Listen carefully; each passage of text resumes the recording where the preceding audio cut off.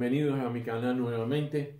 Hoy vamos a iniciar las clases del tema 4 en lo relacionado con el balance térmico de la caldera. Quiero pedirles una ligera disculpa. En las láminas van a ver que están ligeramente inclinadas las letras, pero parece que al fotocopiar en la fotocopiadora del centro de copiado no se dieron cuenta y estaban inclinadas. Y yo también me di cuenta ya prácticamente cuando las puse. Así que discúlpenme este error, pero de todas maneras siento una alegría grande poder tenerlos nuevamente en mi canal y comenzar con el balance térmico de la caldera en sus elementos fundamentales que no se pueden perder de vista. Adelante.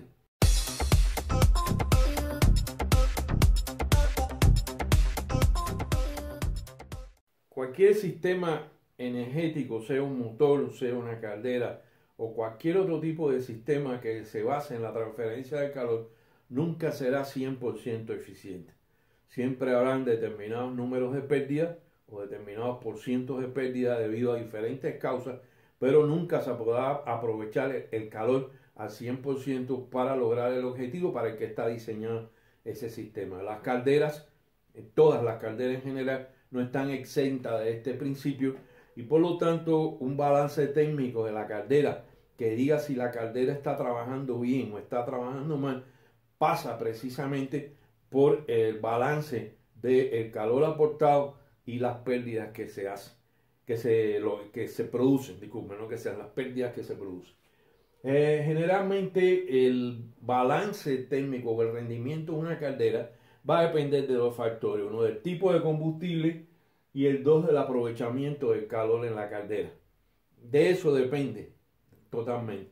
O sea, el combustible que inyectamos va a tener un valor calórico, va a tener una eficiencia de combustión y eso influye en el balance térmico de la caldera. Pero el otro factor es que digamos que las pérdidas de calor en el proceso sean las menores posibles. Por eso van a ver que todas las calderas tienen un aislamiento térmico, tienen determinadas condiciones, como vimos la superficie de transferencia para que se produzca la mayor transferencia de calor a través de la superficie de los tubos, y esto es lo que va a lograr que las pérdidas en el proceso de trabajo de la caldera sean lo menor posible. Generalmente los generadores de vapor pueden tener pérdidas entre 8 y 12%, algunos más. Y en la medida que se va deteriorando o se va ensuciando la caldera por el uso y según el tipo de combustible que utilice, pues estas pérdidas pueden ser mayores al 12 y 15%. Y obviamente eso en la economía energética del sistema de generación de vapor tiene una influencia negativa. Vamos a ver cómo se calcula básicamente o cuál es el concepto que hay que tener en cuenta a la hora de establecer el balance térmico de una caldera. Y esto debemos atenderlo con mucho cuidado.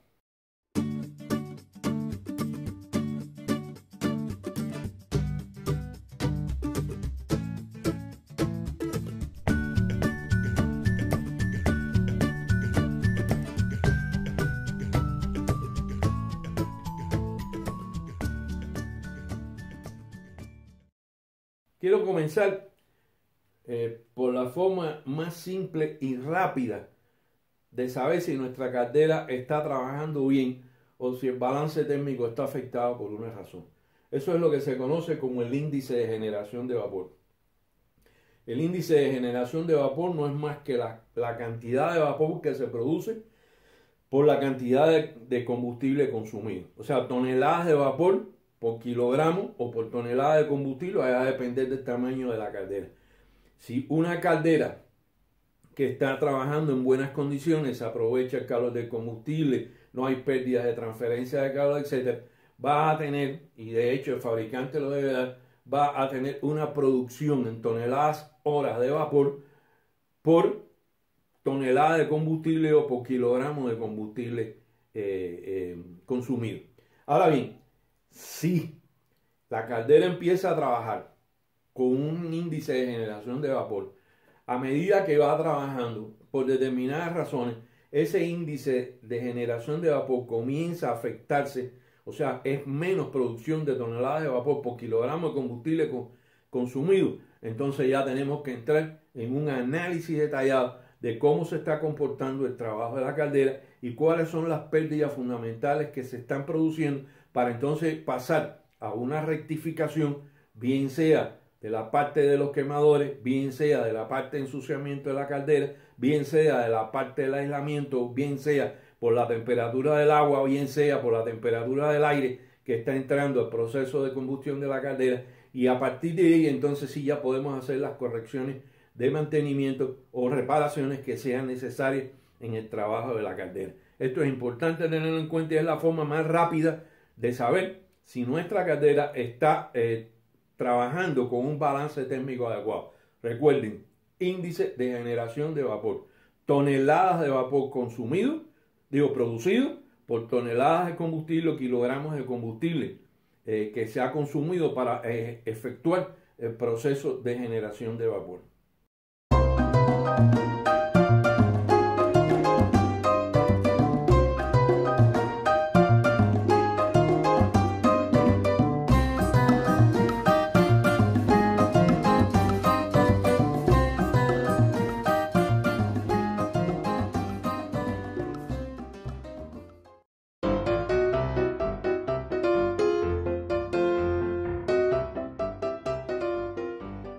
¿Cuáles son las pérdidas que vamos a considerar o que se consideran en el balance térmico de una caldera?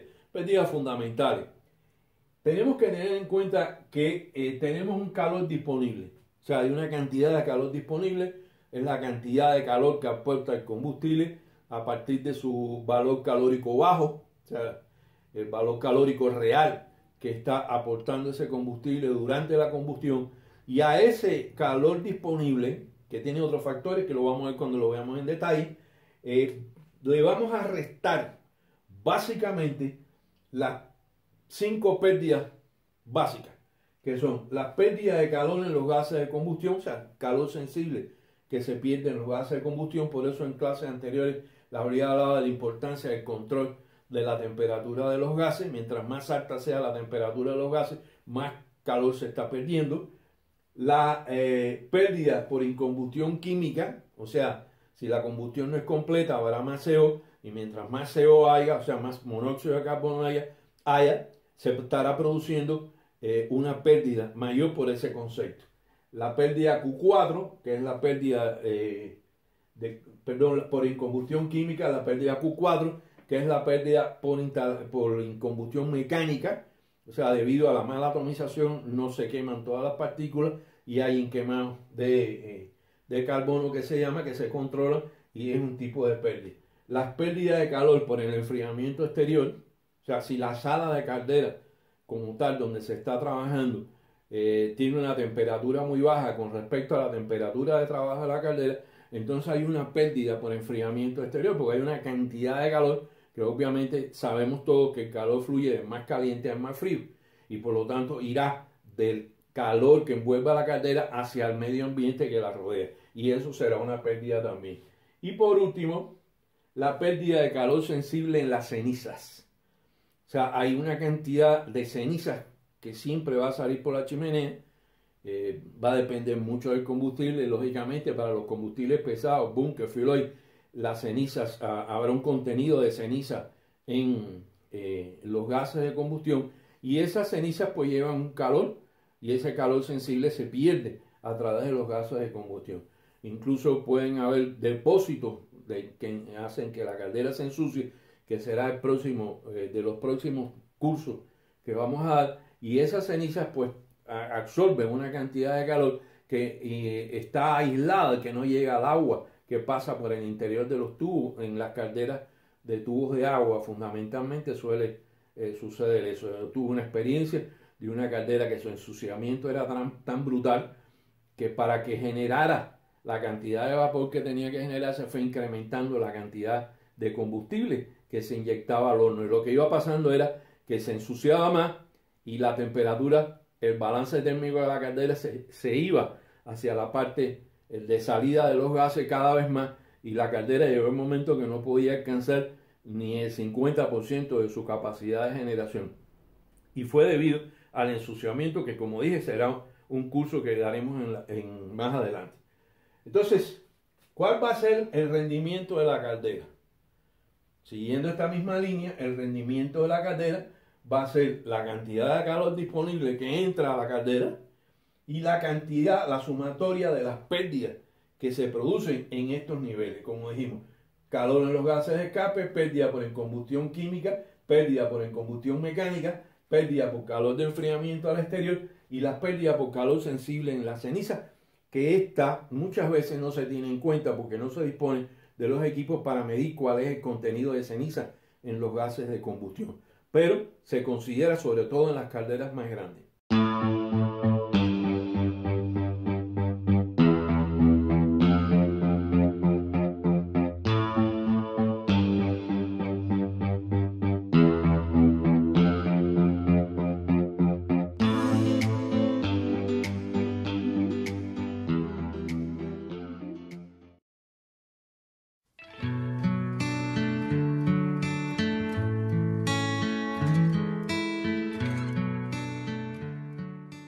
El calor disponible, aunque hablamos hace unos instantes atrás de que era básicamente con el valor calórico bajo el combustible, a él se suman otros aspectos. Por ejemplo, el aire que entra a la caldera, el aire primario y el aire secundario que entra a la caldera para el proceso de combustión, se precalienta. Y ese calor del aire calentado entra al horno de la caldera y forma parte del calor disponible. En el caso de los atomizadores de vapor, o sea, que lo vamos también más adelante, en el tema 5, clase 2, los atomizadores de combustible líquido de vapor, pues el vapor lleva una temperatura y ese es un calor disponible que entra al horno de la caldera. Ese es el calor disponible y ese calor disponible es al que se le van a restar todas las pérdidas que se van a producir a lo largo del funcionamiento de la caldera en sus diferentes partes de transferencia de calor. Entonces podemos resumir que el calor disponible va a ser el valor calórico bajo más el calor sensible del aire, o sea, el calor del aire de alimentación y el calor del vapor de atomización. Y todo esto se puede expresar en kilocalorías por kilogramo o en kilojoule por kilogramo. Para que las unidades sean compatibles es muy importante tener en cuenta que no se puede trabajar en unidades diferentes porque los resultados del cálculo pueden ser erróneos.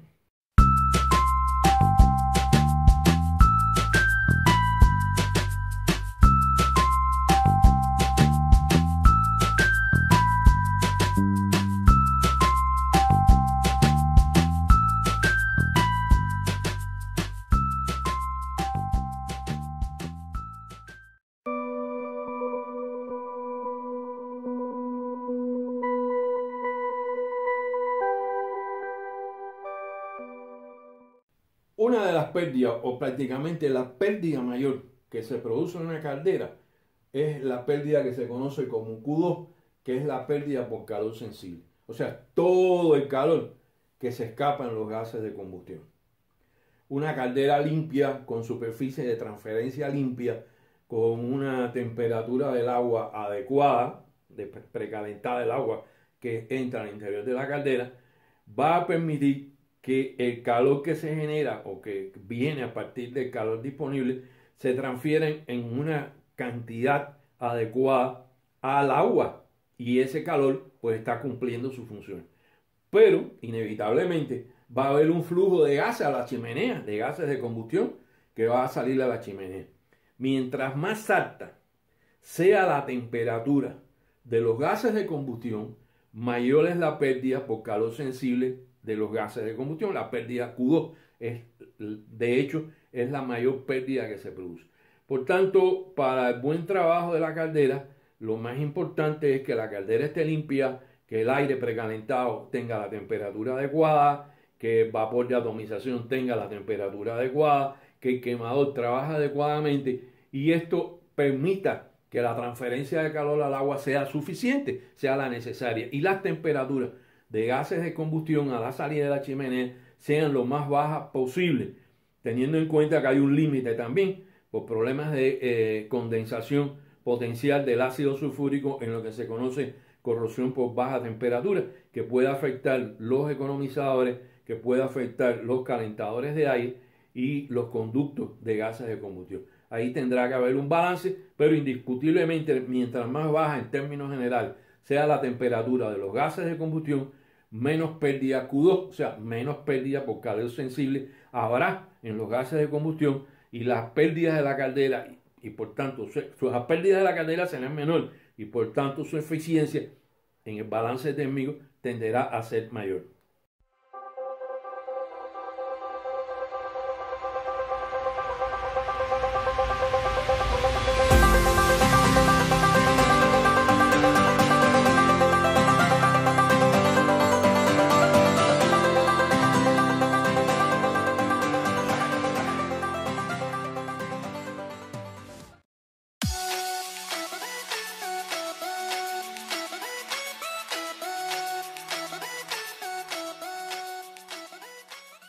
Las pérdidas Q3 en combustión química.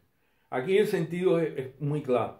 Cuando se atomiza el combustible líquido, ya en el caso del combustible sólido puede suceder también, pero bueno, cuando se atomiza el combustible, bien sea sólido o pulverizado, como vamos a ver también en el tema 5, o bien sea combustible atomizado, si la distribución de los tamaños de partículas fuera totalmente uniforme, es posible que la velocidad de combustión sea la misma, y esto pues puede provocar que la incombustión química sea muy baja, lo cual daría por tanto la mayor cantidad de CO2, o sea, de dióxido de carbono. Ahora, en la práctica esto no pasa.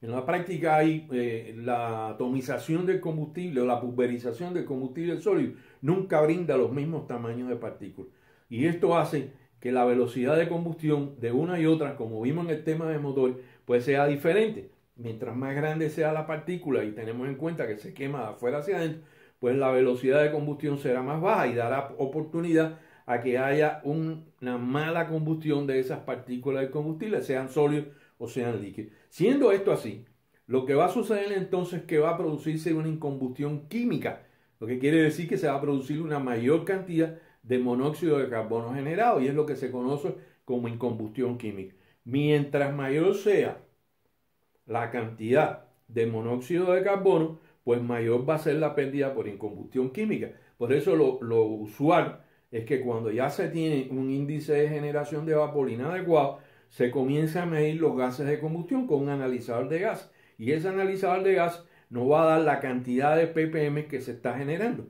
Obviamente, una generación de partes por millón de monóxido de carbono de 1000, 2000 partes por millón está indicando una malísima combustión de combustible, sea sólido sea líquido, y por tanto una pérdida por incombustión química por monóxido va a ser la más alta. Entonces lo que tiene que suceder es que las partes por millón, al analizar los gases de combustión, en cuanto a la incombustión química y al monóxido, sea lo más baja posible para que la combustión completa se esté realizando lo más completa posible, y entonces las pérdidas por incombustión química serán las menores. Y en el balance térmico de generador de vapor, entonces la eficiencia del mismo será más alta que cuando se producen grandes pérdidas por incombustión química.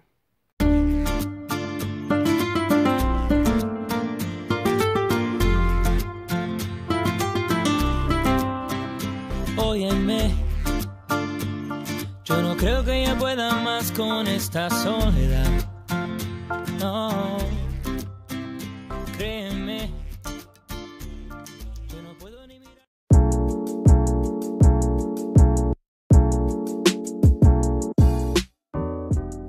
La otra pérdida son las pérdidas que vamos a conocer como incombustión mecánica. Las pérdidas son Q4, se denomina. Las partículas de combustible, sean sólidos o sean partículas de combustible líquido, pueden salir fuera de la zona de combustión, enfriarse y quedarse como partículas de carbón inquemado.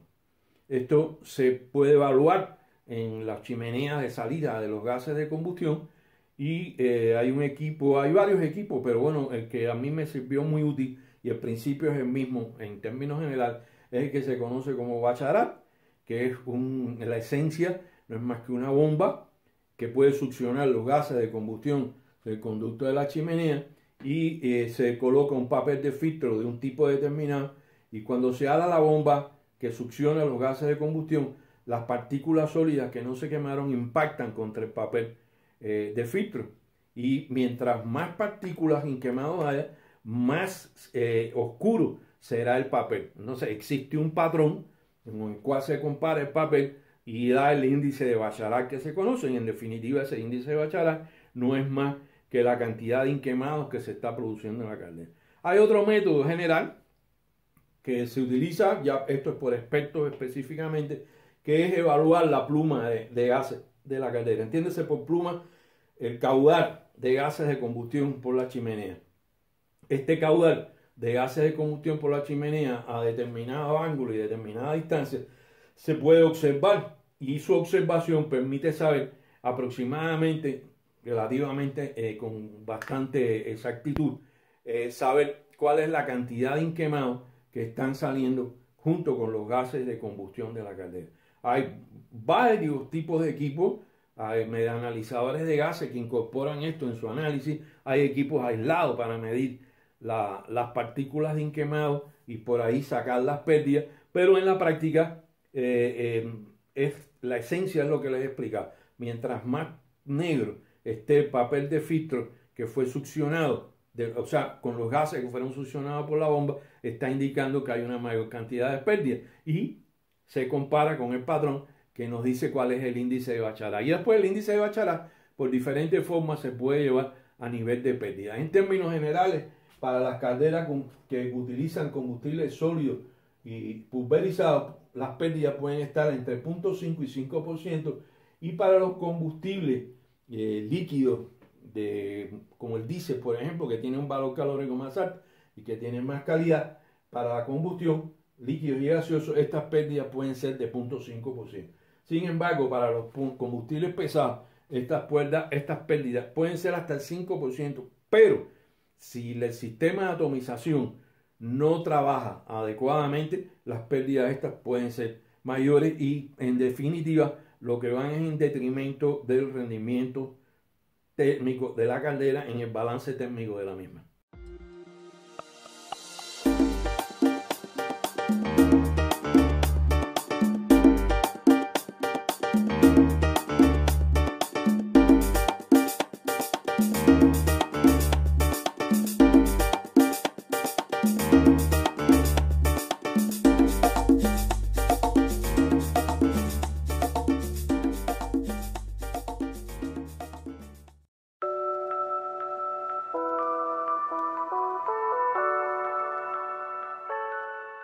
Las pérdidas Q5 por enfriamiento exterior de la caldera no requieren de gran análisis. Son muy sencillos. Hay una diferencia de temperatura en el entorno de la caldera, más si es un cuarto de caldera, y hay una temperatura determinada en el exterior de la caldera. Entonces, sobre todo en época fría, en lugares muy fríos, pues esta diferencia de temperatura puede ser significativa y hace que las pérdidas por transferencia de calor al medio ambiente sean muy altas.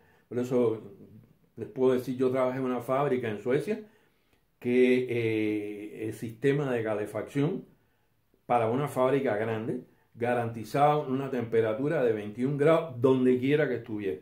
Fuera zona caliente, fuera comedor, fuera laboratorio, garantizaban 21 grados. Y eso es lo que se aspira a hacer en todos los cuartos de caldera para que la temperatura no haya grandes pérdidas por calor que se transfiere al medio ambiente en los alrededores de la caldera.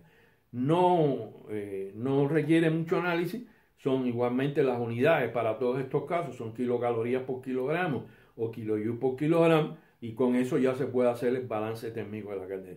No voy a analizar las pérdidas de calor sensible en la ceniza, porque en la práctica solo en las calderas grandes se tienen analizadores de partículas que permiten, de ceniza, perdón, que permiten calcular con precisión en el flujo normal de la caldera, los normales metros cúbicos de gases que emite la caldera, cuáles son las emisiones de partículas que la misma produce. Es un tema muy discutido, es un tema que en los años, digamos, 2000, los principios de 2000, todas las termoeléctricas y el Instituto de Investigaciones Eléctricas tenía las instalaciones correspondientes para analizar las emisiones de partículas, porque era un tema muy sensible desde el punto de vista de contaminación ambiental. Después, por razones que no es interés analizar en este curso, todo eso se fue desmantelando y ya prácticamente eso no se mide. Aunque se habla mucho de que el combustorio, el fuel oil, producen emisiones de partículas, que si PM10, que o PM5 o PM2.5, que contaminan el aire, en la práctica no se mide en el caso de las centrales termoeléctricas. Y esto es importante y sería un tema muy significativo poder retomarlo. Audio Jungle.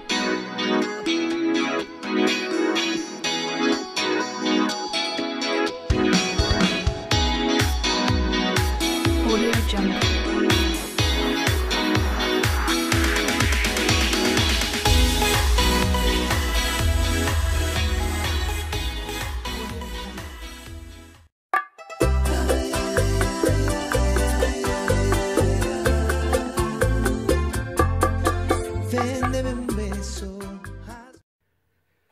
Con esto terminamos esta clase. Ya tenemos los elementos y se van a complementar con el video que van a ver. Ahí aparecen todas las fórmulas para poder analizar, evaluar e incluso llegar a hacer, si se adquieren las habilidades con los instrumentos requeridos, con los equipos de medición requeridos, para hacer el balance térmico de una caldera. Pero ya pueden, de manera rápida, con los conocimientos que adquieren en esta clase, ya pueden saber si un generador de vapor está perdiendo o se están perdiendo calor a lo largo del sistema o en la caldera, cómo es su balance térmico con respecto a las pérdidas que hayan, valorando la temperatura de los gases de escape, valorando la temperatura en el área exterior de la caldera, valorando la cantidad de monóxido que se está produciendo, valorando si la combustión es adecuada, si hay muchas partículas en los conductos de gases, la chimenea de la caldera, y ya pueden hacer un balance térmico general del trabajo de la caldera. Pero recuerden siempre, empiecen por evaluar el índice de generación de vapor. Es la forma más rápida e inmediata de saber si su caldera está trabajando bien. Si a principio de año la caldera está dando una cantidad de toneladas de vapor hora por kilogramo de combustible consumido, y a mitad de año eso ha bajado en un 10 o en un 15%, entonces ya están empezando a aparecer problemas que están incrementando las pérdidas de calor en la caldera. Por lo tanto, lo más importante ya a partir de ese punto será determinar cuáles son las mayores pérdidas utilizando las herramientas y los mecanismos necesarios para poder evaluar. Como siempre les digo, si la clase le parece bien, si satisface vuestra expectativa, mano para arriba. Si te parece mal, mano para abajo, y no hay ningún tipo de problema. Suscríbanse al canal, toquen la campanita para que reciban los avisos de las próximas clases, y nos vamos a ver en el tema 5, que va a ser el último tema, pero que lo vamos a dividir en dos partes, que va a relacionarse con los sistemas de combustión, o sea, cómo se produce la alimentación del combustible para la combustión en la caldera en el caso de combustible sólido y en el caso de combustible líquido. Así que hasta la vista, les deseo lo mejor y les mando un afectuoso saludo.